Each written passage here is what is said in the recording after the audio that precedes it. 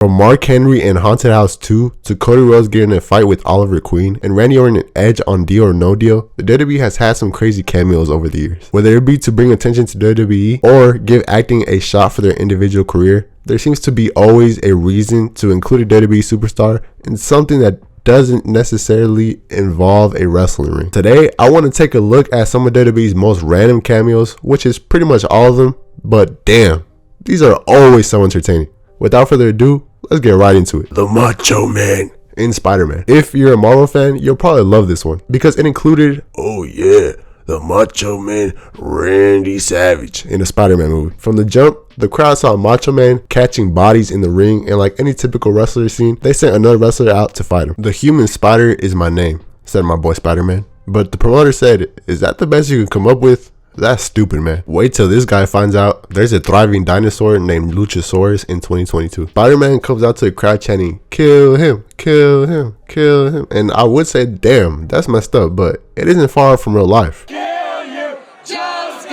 Tobey Maguire then gets in the steel cage and tries to stay away from the Macho Man Randy Savage by climbing onto the cage and staying up there. He then gets down and tries to spiderweb onto the top of the cell, and like this comment said, is nobody going to talk about how he legit showed his spiderweb powers in front of thousands and nobody even cared? And it's true, but as a pro wrestling fan, I say we just call it a botch, throw it into the next Botchamania, and everything will be great. Macho Man got a chair from one of the girls ringside and started just blasting Spider-Man with it. Spider-Man then made a comeback, kicked him a few times, and won the match by knocking the Macho Man Randy Savage out cold. This was honestly a pretty cool cameo, and I've never seen this movie in full, so I watched it for the first time and I think it's great. WWE Wrestlers in commercials. The first commercial that comes to my mind when I think of WWE Wrestlers in commercials is this John Cena Gillette commercial. I just love how this commercial shows what a WWE superstar is supposed to be like. He is the definition of a larger than life character here. There have been a ton of these ads over the years, from Super Bowl commercials to these Chef Boyardee ones. They've included Chris Jericho, Booker T, Kane, Mankind, and a few others, each with their individual commercials. I wonder if seeing Kane eat back in the day made people want to buy it. Something about the way the design of his costume was back then was so menacing. There's also a commercial that featured The Rock that was advertising an appearance on the show Star Trek The Voyager, which is definitely wild to see now because this seemed to just be a special guest WWE appearance, which goes to show that literally any of the WWE's wrestlers could be the next Hollywood megastar. Kevin Nash in The Punisher. The only reason this is on this list is not because of the movie, because I haven't even seen it, and it's not because the scene Kevin Nash was a part of was really cool, even though it was really epic. It's because Kevin Nash got worked into a shoot. There's a scene where he gets stabbed and it was supposed to be a fake knife, but it ended up being a real one, and Kevin Nash ended up getting stabbed during the shoot for real, which he completely apparently no-sold due to his adrenaline pumping. WWE on Game Shows. Okay, we got to start off with this one. Dior No Deal featuring John Cena, Edge, Randy Orton, and former WWE superstar Bobby Lashley.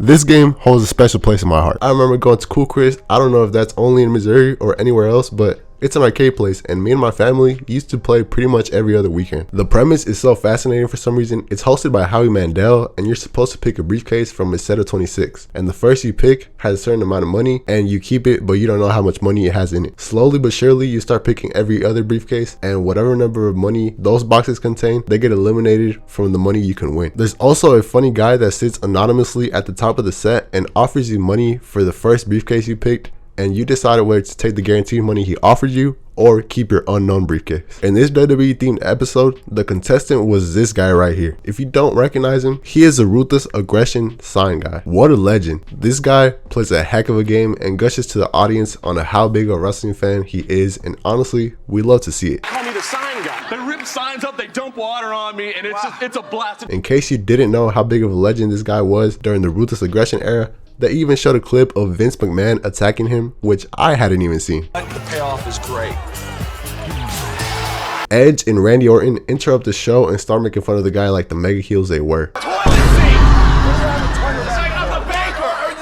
What is your problem? And I gotta say, Edge and Randy Orton are so much bigger compared to any member of the audience, and probably just bigger than most of the human population, to be honest. This was peak rated RKO, so their Superman had to pull through. John Cena and Bobby Lashley then came out to stop rated RKO from making fun of the guy. We're the same thing every time we see you. How much money do you possibly need? Take the money. And the guy ended up leaving with over $100,000 in the bank with the help of the baby faces. My dog Xavier Woods was also on the classic Wheel of Fortune, and well, there's not really much to say. He just dominated the whole game. Booker T in Bad Bunny's music video. Bad Bunny is now one of the most well-known celebrities in the wrestling community, and everyone knows about his friendship with Booker T. But let's not underestimate how epic this Booker T cameo is in the music video for Bad Bunny's song Booker T. Something about Booker T just standing there in all camo and sunglasses, the fact that he isn't really making much movement really leaves a person watching with the sense of filling the blanks on who this guy is. And with Bad Bunny singing about Booker T and his own accomplishments, you start to imagine and recognize how amazing of an entertainer Booker T really was. The Bad Bunny outfit he was wearing throughout this tour also is reminiscent of the Shield, and I don't know if that was on purpose, but for the average wrestling fan, you kind of associate that black vest with the Shield, so it's a nice touch. This isn't even the first time that he has featured a legend in his music videos. He also got Stone Cold Steve Austin to hit a Stone Cold Stunner on him after saving him from a biker gang. My family really likes Bad Bunny, but I wasn't the biggest fan. Every once in a while I would hear a banger I would enjoy it,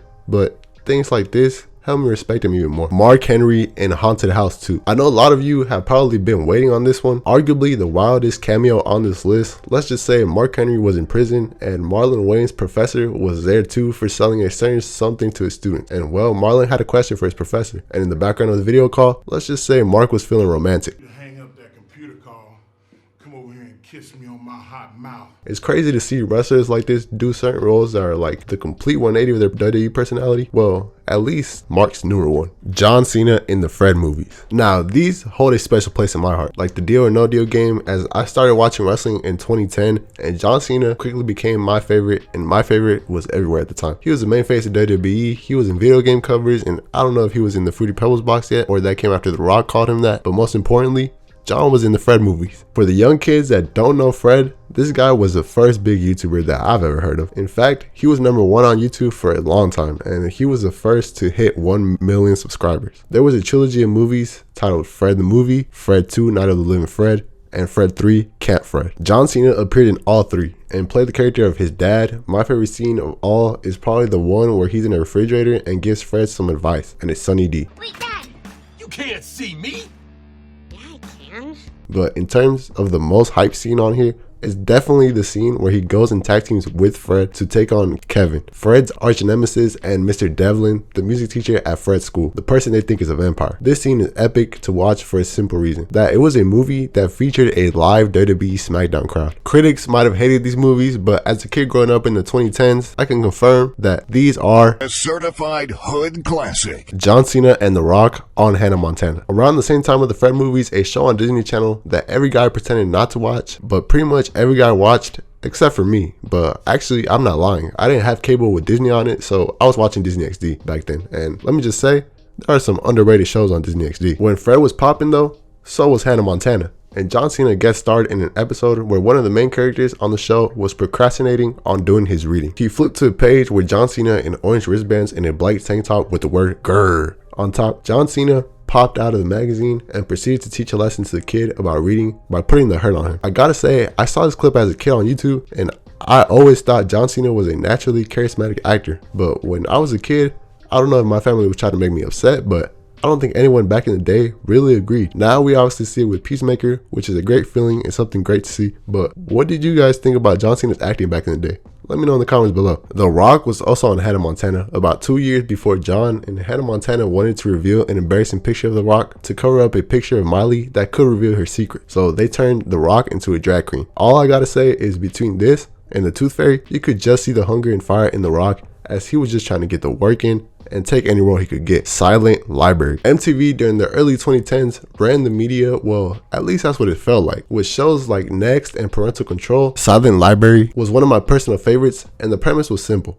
They would get around 6 people and put them in a library, and each person would get a card, and whoever got the skull would do a usually nasty, painful, or embarrassing challenge. Sometimes the challenge would be nasty, painful, and embarrassing, and if they could do it without making a lot of noise, they would win money. WWE superstars guest starred on the show. Dolph Ziggler, Chris Masters, JTG, Trent Beretta, Kurt Hawkins, and Kalen Croft all appeared in the special episode, and they did not disappoint. Oh, and if you're wondering why this isn't on the game show portion of the video, it is because when this show starts, the host literally says it's not a game show. This is not a game show. To make the best of this cameo without showing you the whole 20-minute episode, I'm gonna show you the 3 challenges I thought were the worst on the show, and by worst I mean best. First is the JTG one, as he was dared to drink a baby bottle full of fish water, and it looked really nasty. The second one is of Chris Masters, as he took the most painful one in my opinion. They put a helmet on him and brought a kid to get batting practice in on his head. Yeah, if you've ever been hit with anything as a kid, like even a pool noodle, you know how painful it is, and something no one really talks about, how aggravating it is. Something about just getting hit in the head with a weapon just feels unnatural. The third on this list is a challenge at the very end of the show, where 5 contestants do a challenge and one ends up being safe. JTG was safe during this one, that saw the rest take off their shirts and plug a clip onto her nipples, with horses racing away, causing the plug to pull and stretch her nipples beyond what seems like the limit. It was a crazy cameo for a crazy but fun show that MTV probably scripted, but was still very entertaining, especially at the time. Cody Rhodes on Arrow. For the last cameo on this list, and believe me, there are a lot more, hundreds if not thousands more. We got one from the man himself. Adrenaline in my soul. Yeah, I'm gonna sing that song anytime I get the chance in a video. It was full of stardust when we were fighting a pipe burst. Cody Rhodes made a cameo in the Green Arrow show, Arrow. This was in 2017, and the show cleverly snuck in a Stardust line. I haven't seen the whole show, but these shows usually deal with their main villain for a good amount of episodes and eventually move on to another. It's a lot like wrestling, so I'm assuming they fought one of the villains, but he got away. Cody played the character of Derek Sampson. They got in an epic fight which saw Oliver Queen, Arrow, put Cody in an armbar, with Cody getting buried on the show by getting blown up. This was really cool and saw 2 worlds cross over that are similar in a lot of ways. This led to Stephen Amell, the actor who played Arrow, even getting into wrestling and competing in ROH and WWE. It is also worth mentioning that Goldberg was on this show too. And that's it. Here are a few cameos that WWE superstars have been in, from random, cool, and funny. WWE superstars really know how to entertain, and let me know if you guys want to see a part 2, because honestly I really enjoyed making this video, and like I said, there are hundreds if not thousands of other WWE cameos I could cover if you guys want to see it. I love you guys. Subscribe, like, comment, and share. Do anything that you know in my channel popping. Peace out.